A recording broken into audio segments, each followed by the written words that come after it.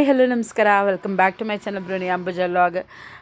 Guys, ಇವತ್ತೇನೆಂದರೆ ಸ್ಥಾನದ್ದು birthday ಇತ್ತು. ಅಂದರೆ ನಮ್ಮ ಅರ್ಪಿತಾ ಸಚಿನ್ ಮಗಳದು ಬರ್ಡೇ ಇರೋದ್ರಿಂದ ಗ್ರ್ಯಾಂಡಾಗಿ ಬರ್ಡೇ ಮಾಡಬೇಕು ಅಂತ ಹೇಳಿ ಎಲ್ಲನೂ ಪ್ರಿಪ್ರೇಷನ್ ಮಾಡ್ಕೊಂಡಿದ್ರು. ಅಷ್ಟರಲ್ಲಿ ಅವ್ರ ಮನೇಲಿ ಅವ್ರು ದೊಡ್ಡಪ್ಪ ತಿರೋಗಿರೋದ್ರಿಂದ ಮಾಡೋ ಹಾಗಿಲ್ಲ ಅಂತೇಳಿ, ಮಾಡೋದಷ್ಟು ಚೆನ್ನಾಗಿರೋದು ಇಲ್ಲ ಅಂತ ಹೇಳಿ ಡಿಸೈಡ್ ಮಾಡಿ ಸಿಂಪಲ್ಲಾಗಿ ಹಾಗೆ ಕೇಕ್ ಕಟ್ ಮಾಡಿಸೋಣ ಅಂತ ಹೇಳಿ ಒಂದು ಸಿಂಪಲ್ ಸೆಲೆಬ್ರೇಷನ್ ಹಾಲ್ ಮಾಡಿ ಕಟ್ ಮಾಡಿಸ್ತಾಯಿದ್ರು. ಅಂದರೆ ಇಲ್ಲಿಂದ ನಾನು, ಅಭಿ, ಭೂಮಿ ಹಾಗೆ ಅವರ ಅಪ್ಪ ಅಮ್ಮ ಮಾತ್ರ ಹೋಗಿದ್ವಿ. ಅಲ್ಲಿಂದ ಅರ್ಪಿತಾ ಮತ್ತು ಸಚಿನ್ ಇಬ್ಬರು ಮಾತ್ರ ಬಂದು ಕೇಕ್ ಕಟ್ ಮಾಡಿಸೋಣ ಅಂತ ಹೇಳಿ ಒಂದು ಸೆಲೆಬ್ರೇಷನ್ ಹಾಲು ಮಾಡಿದ್ದು ಸಚಿನ್. ತುಂಬ ಚೆನ್ನಾಗಿತ್ತು. ಬಟ್ ಅವಳು ಸ್ವಲ್ಪ ಎಂಜಾಯ್ ಮಾಡಿದ್ಲು ಫಸ್ಟೆಲ್ಲ ಕೇಕ್ ಕಟ್ ಮಾಡಿಸೋಕ್ಕಿಂತ ಮುಂಚೆ. ಆಮೇಲೆ ಕೇಕ್ ಕಟ್ ಮಾಡಿಸುವಾಗ ಏನೆಲ್ಲ ಮಾಡಿದ್ದು ನೀವೇ ನೋಡಿ.